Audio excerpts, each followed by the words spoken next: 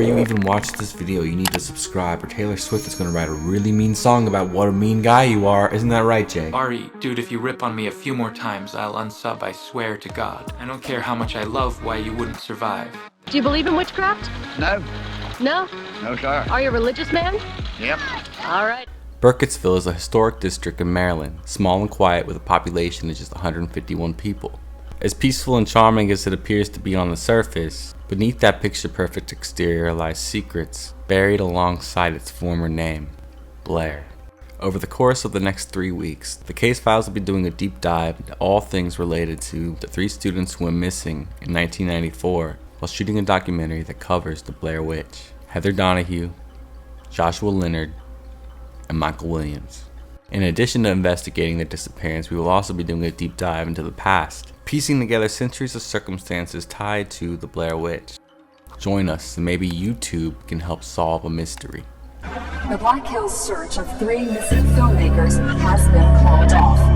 Family and friends of the Montgomery College graduates are holding on to the hope that someone or something provides some answers. 10 days and thousands of man-hours have been unable to produce any clues to the cause of the mysterious incident.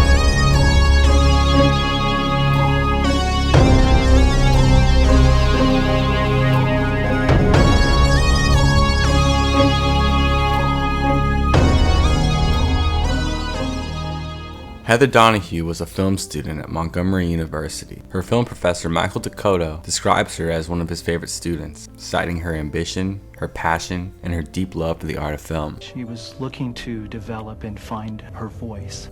It would be Michael Dakota who receives Heather's student thesis proposal to shoot a mini documentary on the Blair Witch. Prior to Heather bringing the subject matter to his attention, Michael wasn't aware of the Blair Witch at all. But he went over her proposal and immediately thought it was a cool idea and signed off on it. He would later state he had no idea her intentions were to go into the woods to investigate the Blair Witch. And if he had known that, he's not so sure he would be so quick to approve it. I neglected to notice that Heather had suggested going into the woods. Joshua Leonard, part of the team investigating the Blair Witch, is a frequent collaborator of Heather and a good friend, much to the dismay of Michael Dakota. He was not willing, I don't think, to do the kind of work that was really necessary to develop. But he's not the only one who'd rather these two not collaborate. Joshua's girlfriend recalls not wanting him to go on a weekend trip with a good friend who happens to be a female at all. Didn't really go over too well because I remember we fought about it. There was just something about her that rubbed me the wrong way. That said, Josh and Heather don't let that weaken their bond, and if anything, their bond grows stronger because of it. Michael Williams rounds things out as the third and final person going to investigate the Blair Witch. From the way that his brother describes him, he's a bit of a clown, but his passion for sound design and sound engineering seems equivalent to Heather's passion for filmmaking in general. The last night I saw him, he was excited. He really felt that he loved doing the sound equipment stuff, and I just told him to go out there and be happy. Kiss it. Okay. Kiss the slate.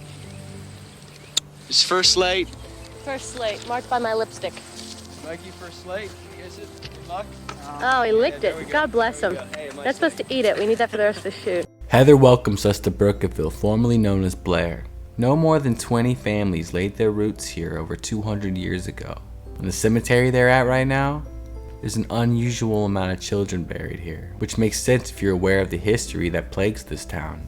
If not, don't worry, I got you covered. See, in 1785, there was a woman named Elly Kedward. She was older, and a lot of the town's children accused her of luring them into her home and drawing their blood. She was tried and found guilty of witchcraft. Then she was banished into the woods. Now this was an insanely bad winter, and the townsfolk not only dragged her into the woods themselves, but they blindfolded her and tied her to a tree. So not only would she freeze to death, but she would also starve. By that same time the following year, the children who accused her and other children in that town had gone missing, vanished without a trace. Now this sent the rest of the town to a panic. They thought they were cursed, and maybe they were. Every remaining person in Blair fled, vowing to never speak of her name ever again. The town would live on abandoned for over 30 years. Through interview segments with different locals in the town, we learn more stories centered on Elly Kedward, aka the Blair Witch. Like 30 years after being abandoned, as fate would have it, there was a railroad being constructed nearby. The man in charge of constructing this railroad was riding his horse to the site when he got lost and stumbled onto the abandoned town. He saw it as an investment opportunity and decided to buy the land. He convinced his friend Burkett, who was a developer, to move there and develop in the town that he now owned, offering in return to name the town Burkittsville. Now things in Burkittsville were fine for a while, but in 1825 came the Tappy Creek incident. See, it was in Tappy Creek that an 11-year-old girl named Eileen drowned. What was odd about this is she drowned in water that was presumably too shallow for anyone to drown in, even a child. 12 witnesses would go on to swear that they saw a hand come up from underwater and pull her under. Now skeptics hear this story and scoff at the idea that the Blair Witch grabbed the girl and pulled her underwater. Now they suggest the only culprit here is neglectful parents. But that's beside the point, because what's so significant about this moment is this is the very first time in history that the fingers pointed at not Elly Kedward, but Elly Kedward referred to as the Blair Witch. This older gentleman would tell Heather, Mike, and Josh about the most recent story. It took place in 1940, involving Rustin Parr. Now Rustin Parr was by all accounts a hermit, kept to himself and lived secluded from everybody else up in the mountains. Now around this time, children once again went missing. Then one day, Rustin Parr travels down to the market and he says, "I'm finally finished." Now at the time, no one knew what that meant, but eventually the police would investigate and they go to his house and they would find in his basement 7 dead children. Their bodies were disemboweled. They had pagan ritual symbols carved into their heads and feet and hands.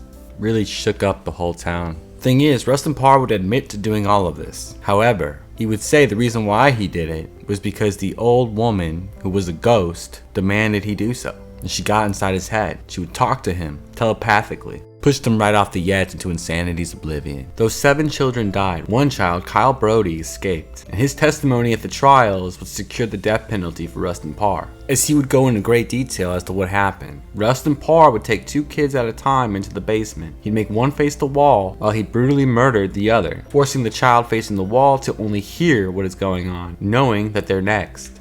Before parting ways, the old man recommends that Heather, Mike, and Josh go see a woman named Mary. She's essentially the town's nut job. That being said though, she claims to have seen with her own 2 eyes the Blair Witch when she was younger. So they travel over to Mary's house, and it doesn't take them even meeting her to realize that, yeah, there's something off about this lady. Then they meet her, and yeah, something's definitely off about this lady. But they listen while she tells her story, and it's got a different vibe to it from what they've heard from other people. The Blair Witch, which Mary describes, is more like a creature, with thick black fur covering her body, which she hides with a wool shawl. Heather, Josh, and Mike can't make sense of what doesn't make sense to them, so they leave it at that, and they rest up at a motel before hitting the woods the next morning. On the way to the woods, they stop off to talk to 2 fishermen friends. One a total skeptic, the other a complete believer in the Blair Witch. It's an interesting dichotomy, kind of funny. They talk about a little girl named Robin Weaver back in 1886 who wandered into the woods and encountered the Blair Witch, but lived to tell about it. She escaped, and upon returning, she would describe the Blair Witch as being a woman whose feet never touched the ground. Anybody